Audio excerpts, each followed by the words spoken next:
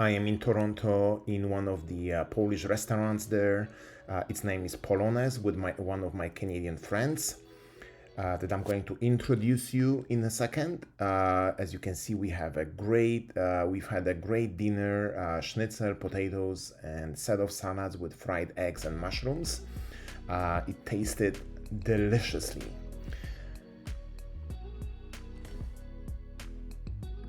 So I am with my friend Omar at the Polish restaurant.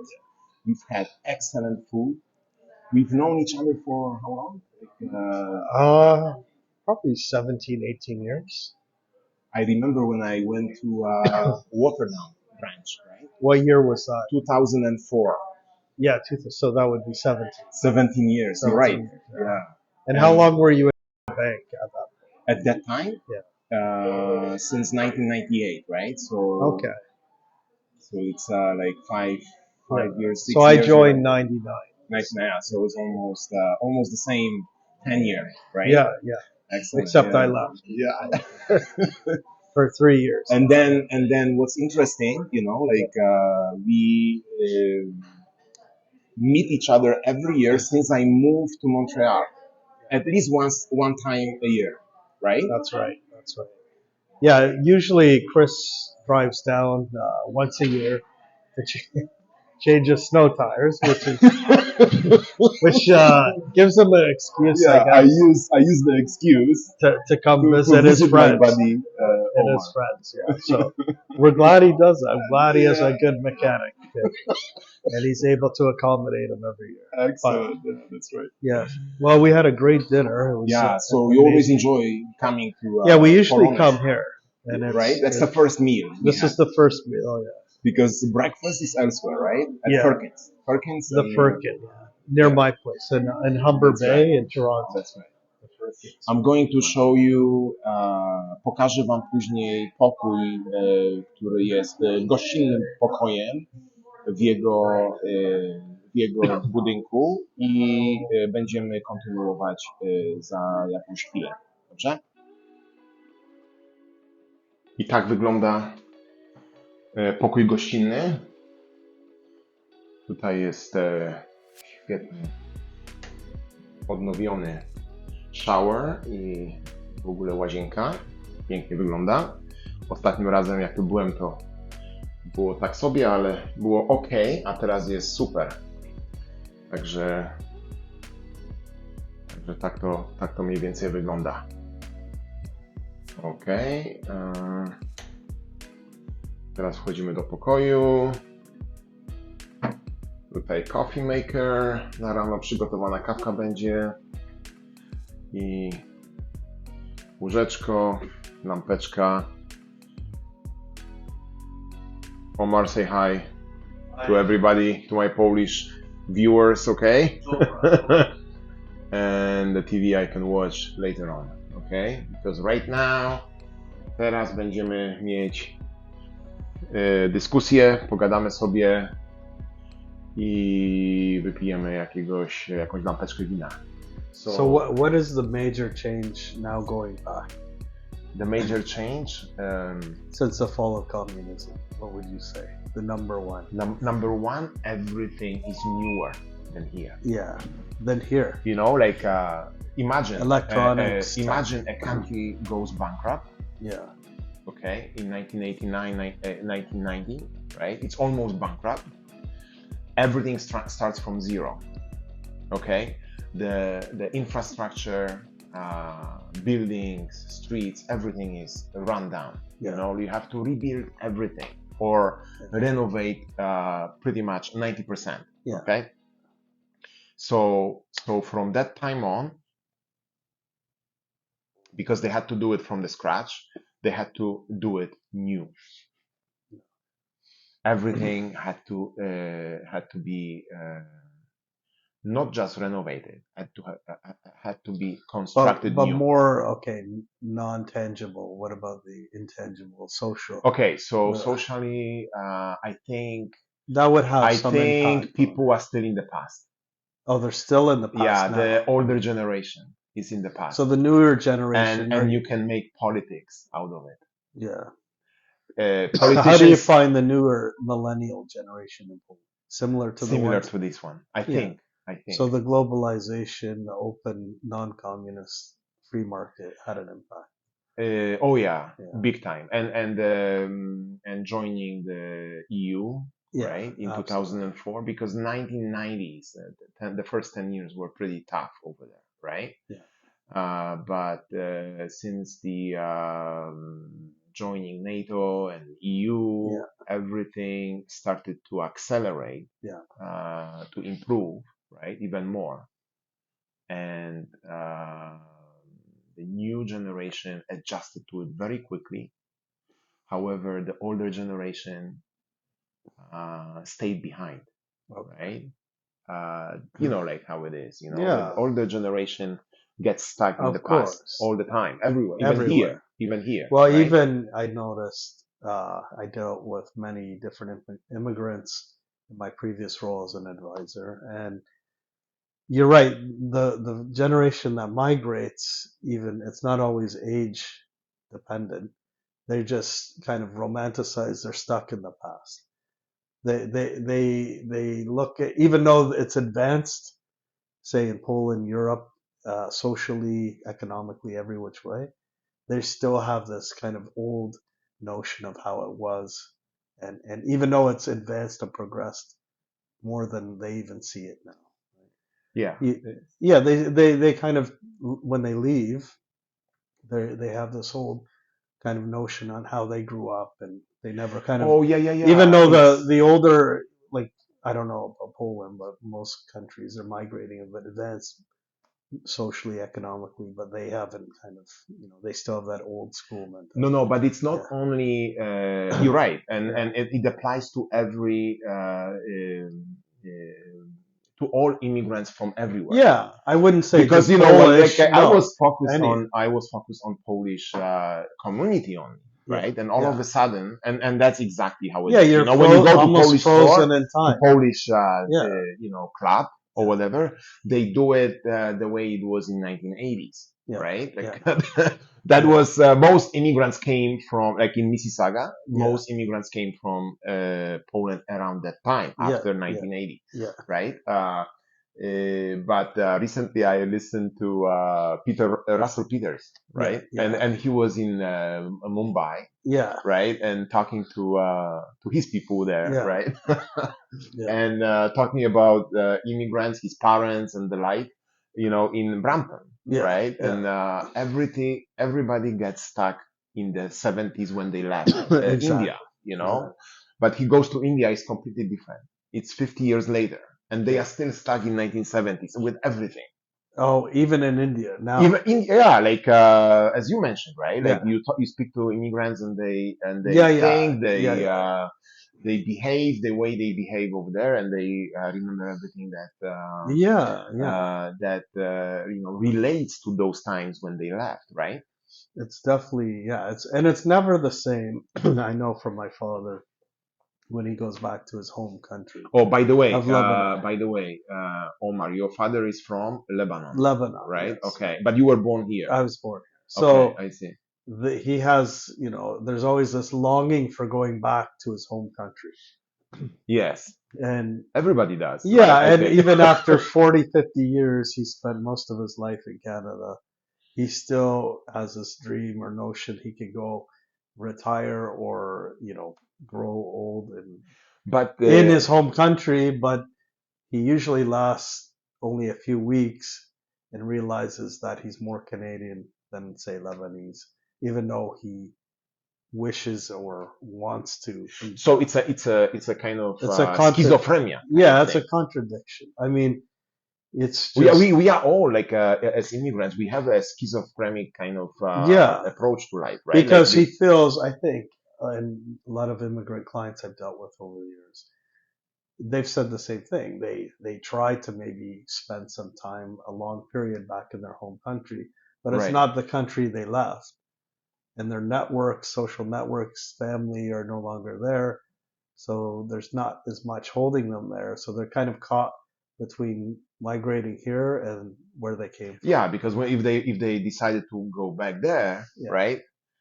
what would they find? They wouldn't No, find it's what they not the. left. No, it's not what they You know. left, and everything's changed. And like any country or any society has evolved, and you're right. They go back thinking it'll be exactly what they went back to as a child or a young adult, Exactly. and it's Exactly. not there.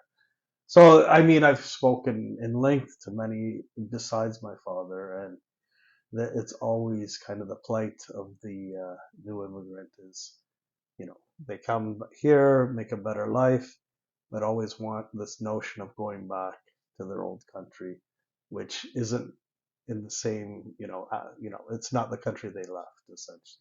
But would you confirm that that he's also stuck in that society that he left behind? In that kind of thinking, mentality, Yeah, no, scenery, I don't think completely. No, I mean everybody's different. Yeah, I think I think my father's a little different that way. He's pretty progressive, but absolutely he has some very old school mentalities and outlooks and views that were indicative of when he was a child or a I young see. adult. Yeah, I mean it's always again you always it's you migrate here, but you don't completely. I think he never completely assimilated 100%. That's right. Like he tried, and he's done extremely well here socially, financially. But you always he always felt there's The other side, wanting to return to the home country, his right? native It's country. always that. Yeah, no, I mean he's done extremely well, probably better than he would have if he stayed there, but he's always 50, 55 years But later isn't it? second guessing. But he went there many times. I believe, No, right? he traveled. He's traveled. I've traveled, With extensively. him, I've right? traveled. He's traveled there. I mean, it's definitely a big part of his identity, and he helps his fellow countrymen here and his culture and in many forms and fashions. But I mean, again, I don't think he could ever spend more than a few months there without. And why? Why not? Well, because you don't realize after decades of being in a country like Canada, which is very multicultural, progressive in many ways, that when you return to the old country, native country, it's not what you left. Right. And I think they realize once if you actually take that step and go back, that you actually belong more in your Canada, in the new country. Right. You've Isn't that you've interesting? adopted the new country as your home, but you still, unless you test that theory and actually implement it, you don't realize it till you've actually done it. I Yeah. listen to some YouTubers who Polish YouTubers, right? Who immigrated to certain countries like UK, United States, right? And after they came back to Poland to Yeah. try it out, Yeah. some of them went back to where they emigrated to, Yeah. right? And they realize one of them hopefully is listening to us. His name is Philip in the UK. He's in Edinburgh, Scotland, right? And he went to Poland for like, from what I remember, 4 years or so. Tried it out, didn't adjust to the life over there, and went back to UK. Okay. And it sounds, from what he's saying, it sounds like, at least for now, he's done with going back to Poland. Yes. Okay. Yeah. So my question is, if we try it out once, I know a couple of families in Canada, Yeah. right? Talked to them like 20 years ago. When I met them, they just came back from Poland after 10 years staying here in Canada, Yeah. right?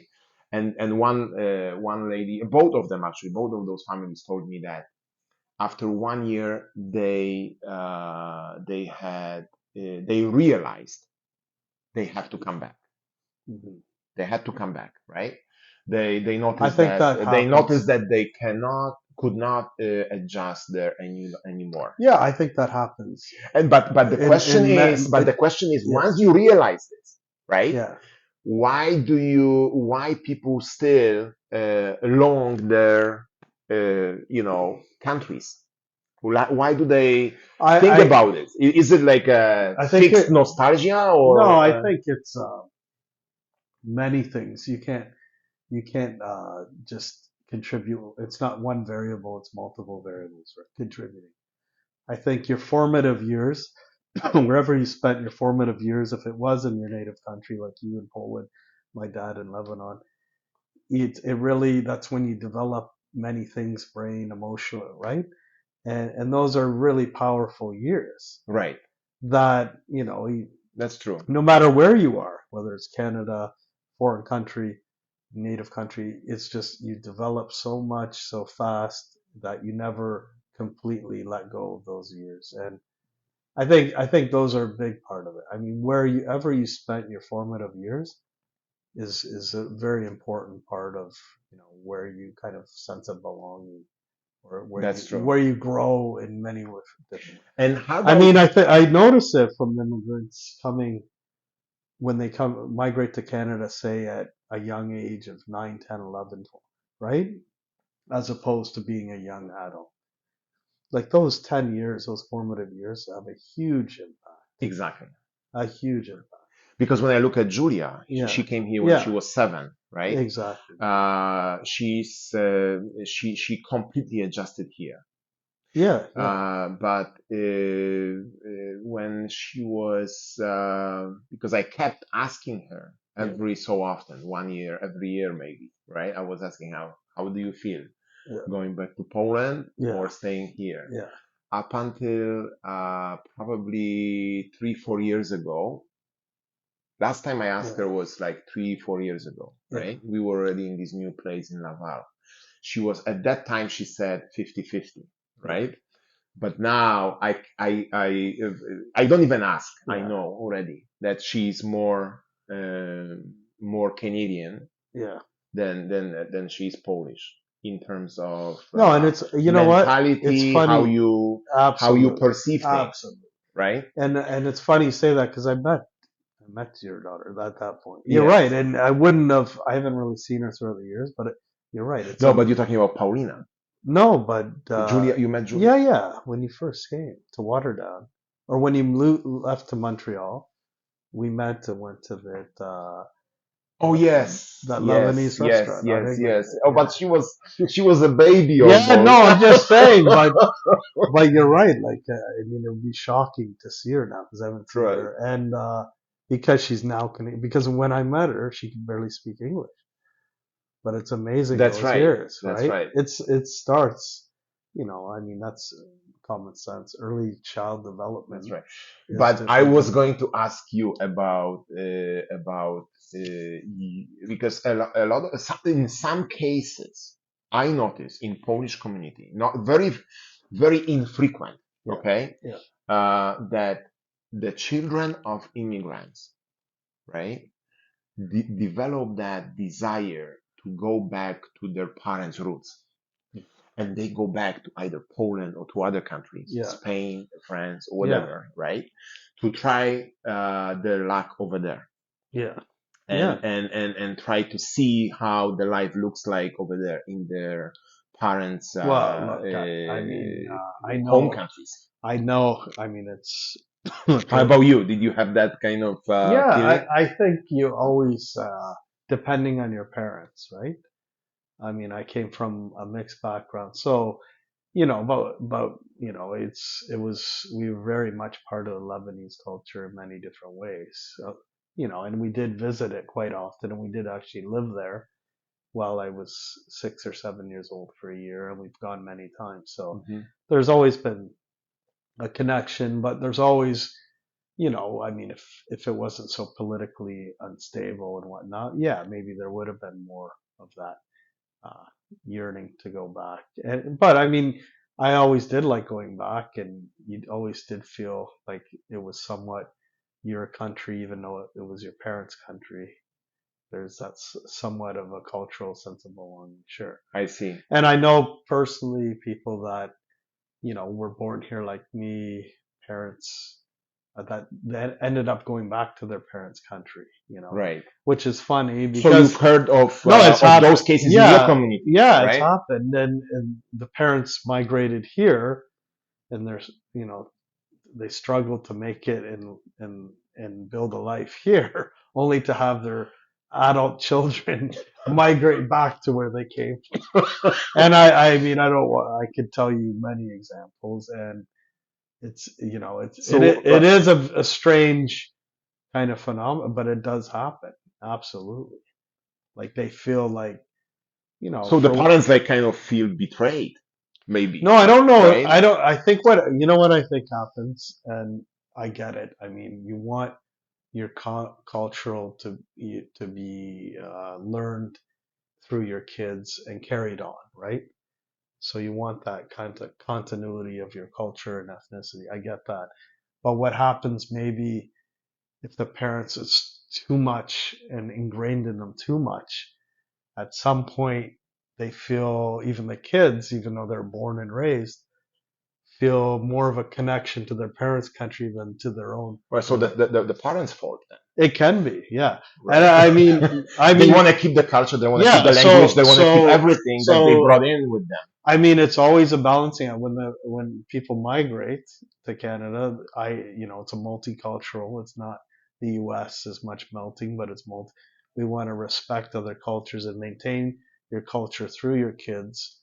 And sometimes maybe that gets it's almost too much. It's an excess, and the kids feel because of that they feel a stronger sense of belonging to their parents and their culture, their roots, I guess, their ancestry, as more so than where they actually were born and raised as Canada, right? That's right. So I mean, I guess it all is an individual, anecdotal, depending on who's raising the kids. I mean, this is my anecdotal little observation, but I mean, I have seen that absolutely, and vice versa. I mean, there's many, especially coming from a country like Lebanon, who's war torn, and religion played a part of it, and some of the immigrants that migrated because of those reasons never returned to Lebanon. The parents, the first generation. So they disconnected, divorced their culture completely, and that kind of transposed to the kids. So the kids, it all. I think it's a big part of the new immigrants, what their experiences were, why they left, and how that's carried on, and how they raise their kids to identify with their culture, right? Because if they're leaving a war torn country and they themselves don't want to return, maybe there's less emphasis on carrying on the language and other cultural traits. Yeah, but I think this is a very strong, extremely strong attachment to the culture and language to just forget about it, to just switch all of a sudden to Canadian style. I'm saying, it's impossible because the parents cannot do it. Well, no, right? I'm saying especially if they are a little bit but it depends on advanced in their age. it depends right? on where they're coming from. It depends on many things. The demographic, their age, what their mentality, what their experiences were. Maybe again, if they're coming for political reasons, they are very upset with the politics and what happened in their countries. And I've seen it, and they want to assimilate as much as possible and forget about the past. Yeah. And maybe those kind of traits, don't get passed along to future generations that would if the parents were focused on, their culture a little more, their language, Exactly. and so forth. But I was going to ask you one more thing about your travels with your father, right? Or with your family. I'm not sure Yeah. whether you were in different countries with your both parents or just your father? Both, Both parents, yeah, right? most Okay. of the time. Yeah. Okay, yeah. So you went to Austria, you went to UK, you stayed like how many years did you stay in one place? Yeah, so I mean, every 4 years, my dad was working in the United Nations. He's a professor at McMaster in economics. So every 4 years, we would travel for 1 year. The first year we traveled, we were living actually, it was more than a year. We were living in Lebanon. I think we were going to stay. He was working for the UN for an extended period. So usually professors get a sabbatical every 4 years. So it's usually a year, but this was extended. Civil war broke out. It's one of my oldest memories. I was probably 4 or 5 years old at the time, and we were driving as the revolution and the civil war was breaking out. Mm-hmm. And we drove from Beirut to Damascus in a cab, in a taxi. And my mother's born and raised American, and she has 3 little kids. And my oldest memory is pickup trucks driving in with rocket launchers as we're driving to Wow. Damascus, and they pulled us over. And I remember the guns pointing at us. How old were you? Like 5, yeah. Oh my goodness. It's my oldest memory.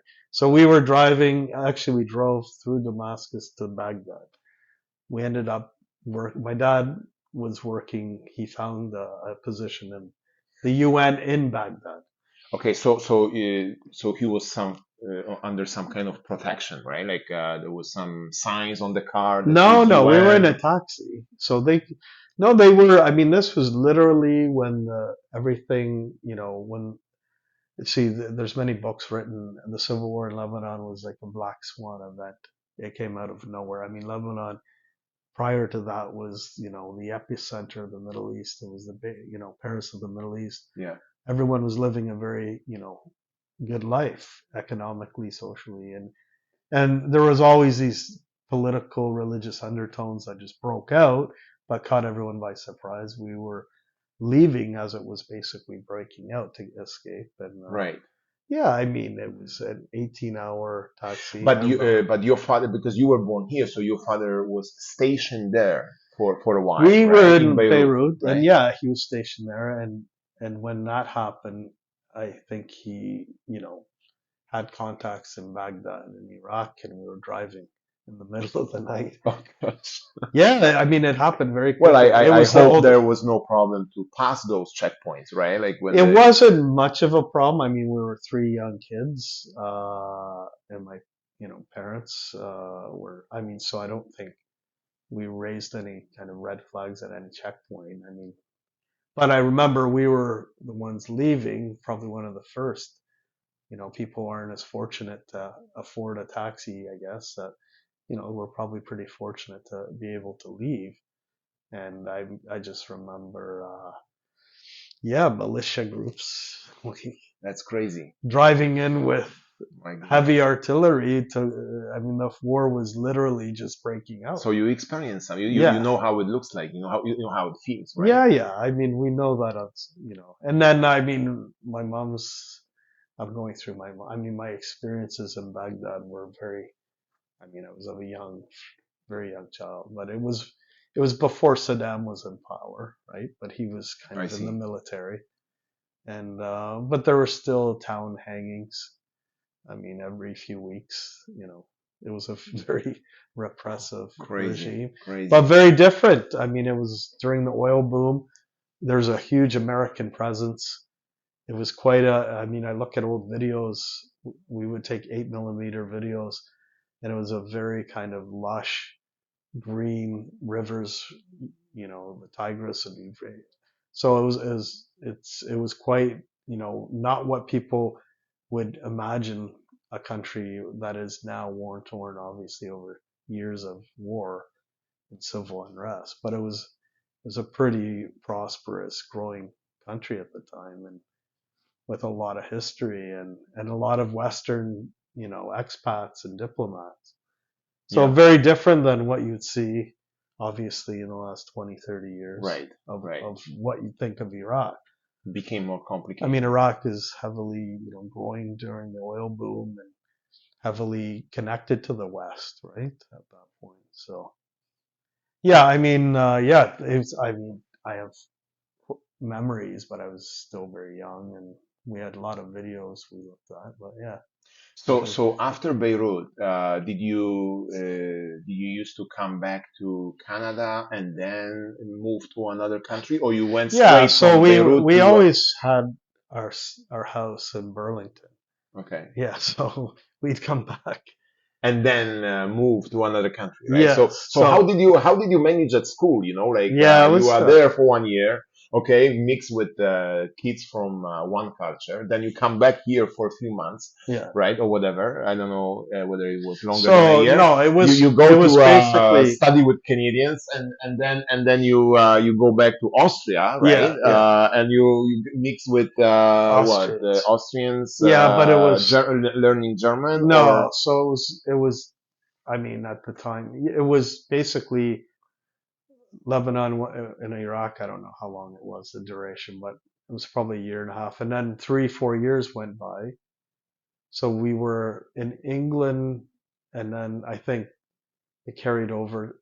So it was probably a couple of years that time. England, in Cambridge, and then we went to Lebanon, and then we had to leave and then we ended up in Baghdad. Came back, and several years have passed, and we ended up going to Austria for a year. oh, I see. And it's an American school. Okay, Yeah. so you were always Always an with American in a English speaking English school. speaking schools, Yeah, so right? it wasn't, and it was full of expats. I see. Yeah. Okay, I see. So there were So you were not mixing with local population, like no, kids, like I mean. England, we were in an English school. Obviously, it was just an English, Yeah. I was probably kindergarten. Lebanon, Beirut, I think, or Baghdad was, I don't know how old.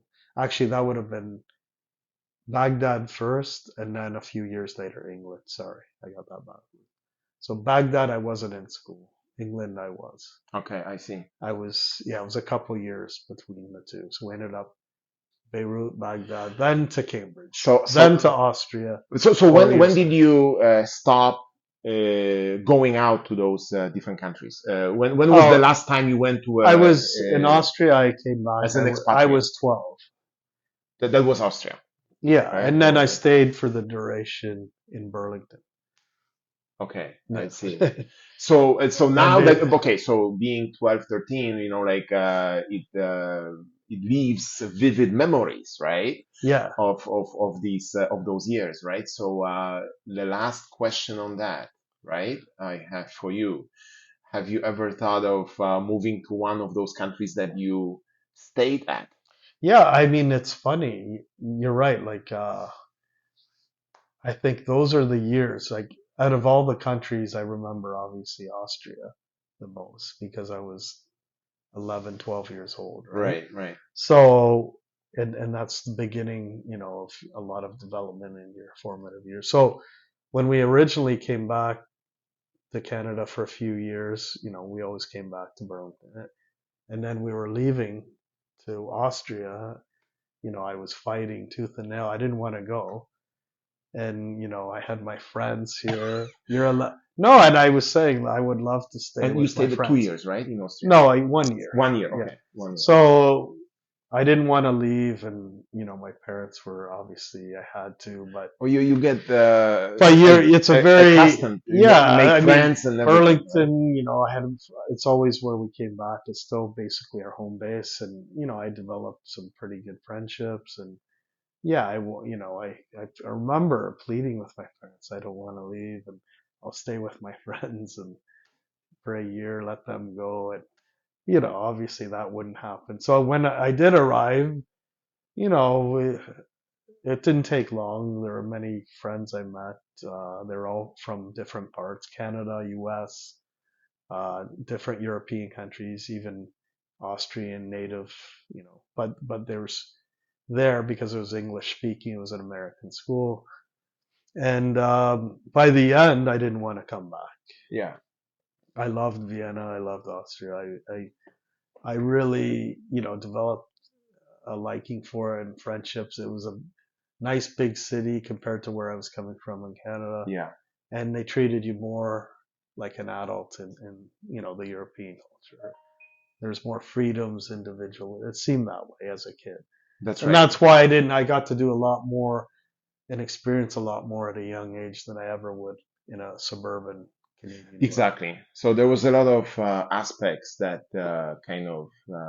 you kind of got glued to, right? Yeah, Over there. absolutely. Right? Honestly, I would have rather have stayed there. And you're right.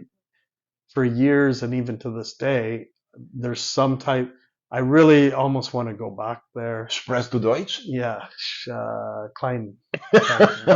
But yeah, we were learning, but it wasn't long enough, and it was an American. But were you actually studying German there?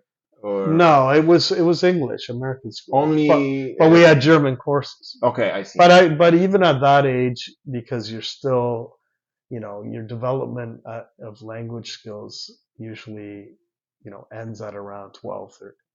Like they've proven that. I've read it. That's right. But so I mean, if I stayed there for a couple of more years, I would have been fluent. Yes. I was developing now. No, I can remember very little phrases and number. There's no one who I would actually speak to.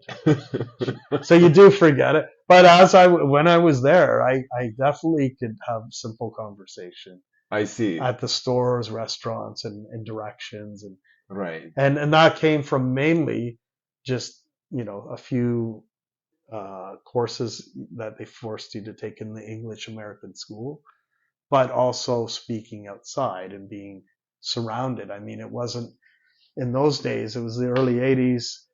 There was only 4 channels, and they were all in German, basically, Right. on TV. So in the music, But you so learned it wasn't this globalized kind of planet we live on today, where everybody's listening to the same music, watching the same movie. yeah. It wasn't quite like There was that. no It YouTube. was no, obviously there was some, but not to the same extent. Right. I went and saw the Rolling Stones there. I remember Now when I was and 11.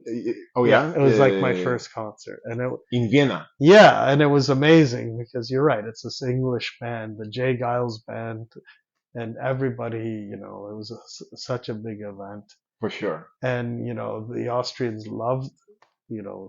And I mean those were the beginnings of like Of this them, right. media globalization. Oh, I see. Okay. Right? And Now you were probably too young. Oh, something happened there again. You were probably too young. Oops. To remember that or to realize that, but to realize what? 1980s, it was the end of 70s, 80s, right? This was like in the midst of Cold War. Yeah, Did you have that realization that there was just around the corner, you have the Iron Curtain? absolutely. Really? At Absolutely. 12, 13? Absolutely. I mean, I remember watching. I wasn't far from you there. No, you were. And no, but even before that, in Burlington, I remember watching these movies. I wouldn't say they're propaganda, but movies that were terrifying for a 10-year-old on the Cold War and the potential for a nuclear holocaust.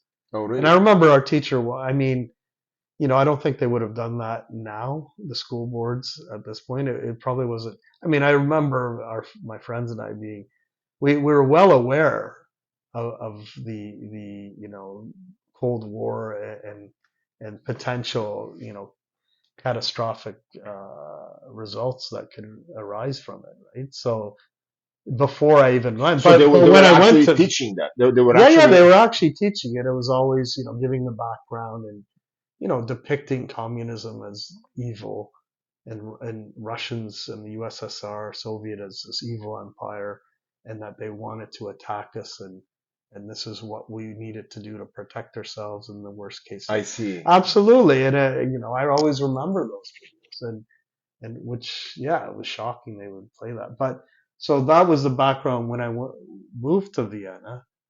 I mean, that was kind of still instilled. And I mean, at that age, you're still understanding geography. I realized, I mean, we drove, I remember, uh, from Vienna to Budapest Yeah. through, you know, the communist, Right. to a communist country. I mean, and it was an unbelievable experience. I mean, In what way? well, just the visas and, you know, the different mentality, and it was Checkpoints. Right. checkpoints. Police. It was Right. very, you know, and you know, I had all this imagery of from the movies and documentaries in school of communism. So, I mean, it was, to experience that was amazing. Really, it's just, you know, I remember being very, very nervous as Were a you kid nervous? crossing the border. Yes, Yeah, for sure. because you didn't know. You had this idea of what, you know, was going on behind in the Iron Curtain, but you didn't Yeah, so experience it. so I grew up in that type of environment. I was when you were in Vienna. What year was that? 81, 82. Yeah, so I was like 16, 17 at Yeah. that time, right? So martial law was introduced in Poland in 1981, right? Right. So I've seen, because I actually come from Nowa Huta, right, which is Yeah. part of now part of Krakow, right? But there was a major steel factory there, Yeah. and Yeah. those people, those workers, were a huge force, Yeah. solidarity force, Yeah. right? So demonstrations, protests, Yeah. and the fight with police, was happening on almost regular basis, Yeah. right? And I witnessed that as a 15-year-old, 16-year-old, right? Yeah. Yeah.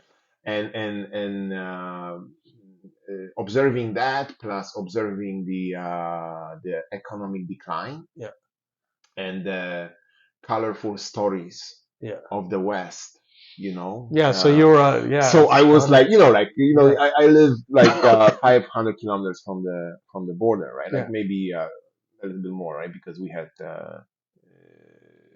Eastern Germany, right? Yeah. It wasn't, Yeah. Yeah.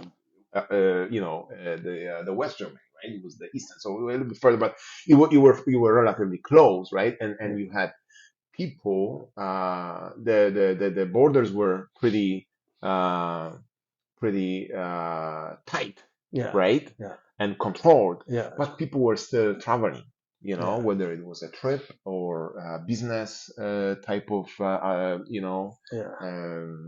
business type of trip, or people were having families and they knew exactly how it was, right? Yeah. So they were, you heard all kinds of stories, Yeah. right? Plus Yeah. movies, plus everything that was able, Yeah. we were able to get our hands on, right? And all those things put together, right, Yeah. were kind of uh,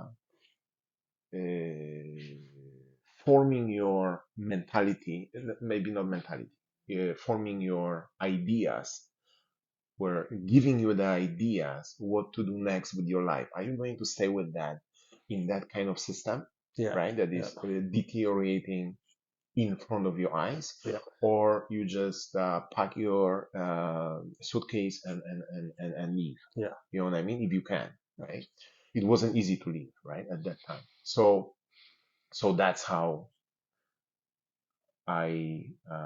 Yeah. where I came from, right? No, Like no, from that kind of it's funny because yeah, environment, we right? grew up in kind of different, you know, during the Cold War, the On, different, on different yeah, side of the border, right? yeah, and it's I mean it's amazing, you know, to live through those, you know, the collapse of the Soviet Empire, and then having such, you know, especially being in a Toronto as an adult most of my life, and experiencing many different cultures from the former Soviet bloc, and realizing, you know, how much more similar, and you know, it's a cliche, but you know, you always had this depiction of people growing up in communist times as being a certain way or manner, and there's, Right.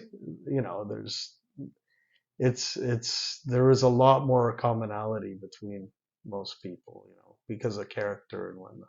I And see. it's just not, you always, again, we always have this image of the Soviet Union and Soviet bloc as being No, but something. you seem to understand that a lot more than an average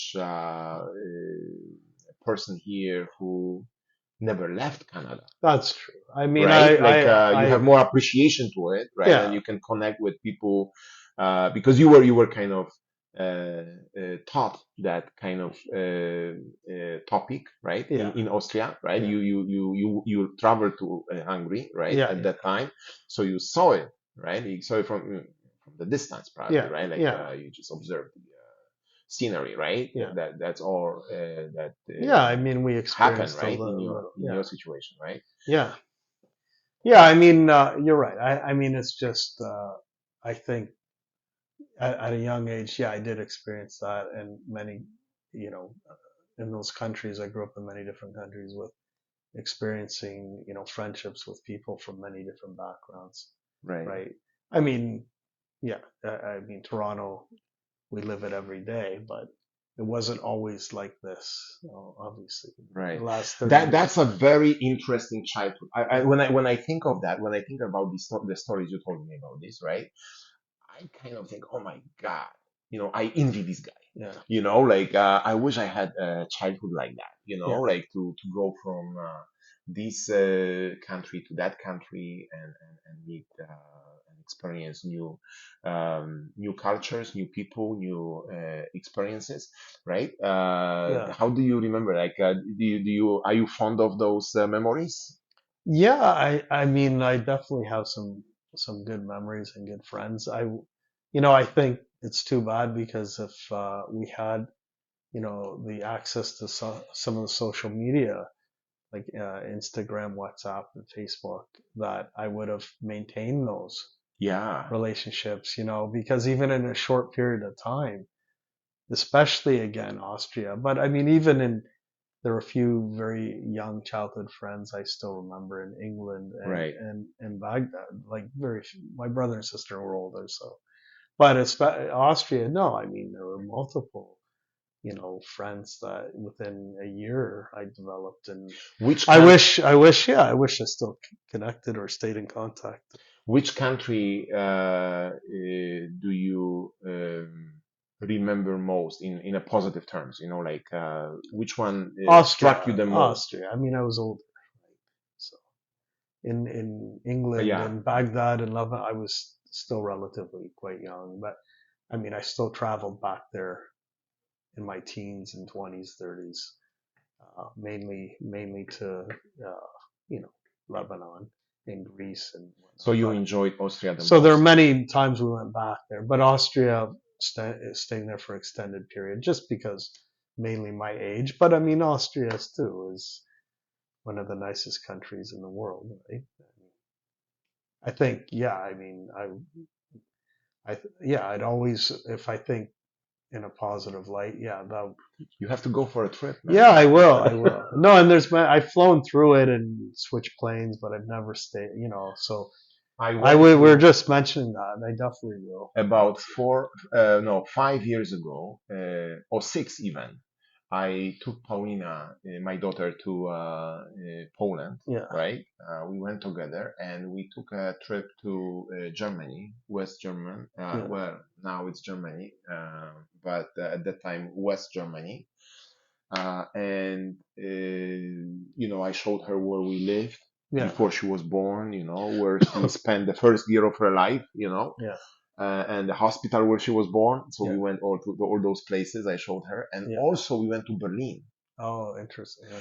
and we went to. I had to visit it. I never, I've seen it on so many movies. Yeah, Checkpoint Charlie yeah, in Berlin. yeah, yeah, And I went there, and there is still Checkpoint Charlie with soldiers, American soldiers, yeah, well, dressed like Americans, right? yeah, Apparently one of them was Polish. I speak to him English, yeah. and he responds in Polish because I speak to Paulina in Polish, so he responds in Polish, and Oh, he's that's American, uh, American uniform guy, yeah, and yeah, was pretty funny. But yeah, as soon as I found myself there with those signs, you know, you leaving yeah, the American area, you're going into the Soviet controlled yeah, area. You yeah, know, you have all those signs.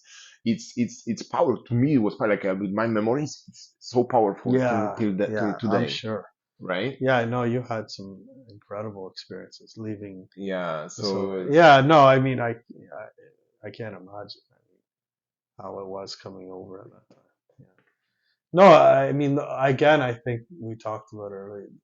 Those are those years. You know, your memories and everything develops during, and right. you know, it really evolves during those formative years. Right? And I think that's probably why you're right. I still, for some reason, really want to go back, you know, to Austria and experience whatever as a And visit. just to And I will at visit some the point. places. Yeah, So just as where I went it's to a nice school, where I lived, experience. where I used to go as a Absolutely, yeah, it's a best experience yeah. because I really have that kind of yearning to do that. yeah. So, and I think It's I will, you know, at some point.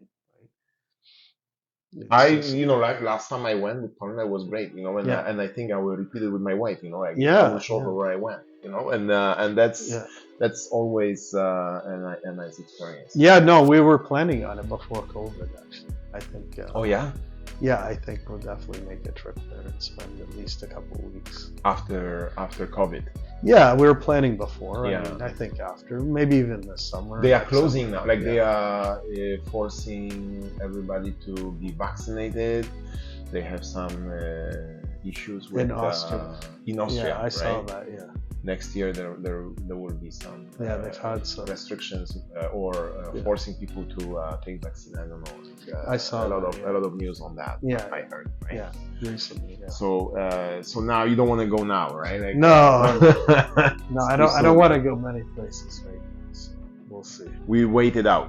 We'll wait it out till next summer. No, right? great conversation, Yeah, Omar. yeah. Excellent. Yeah.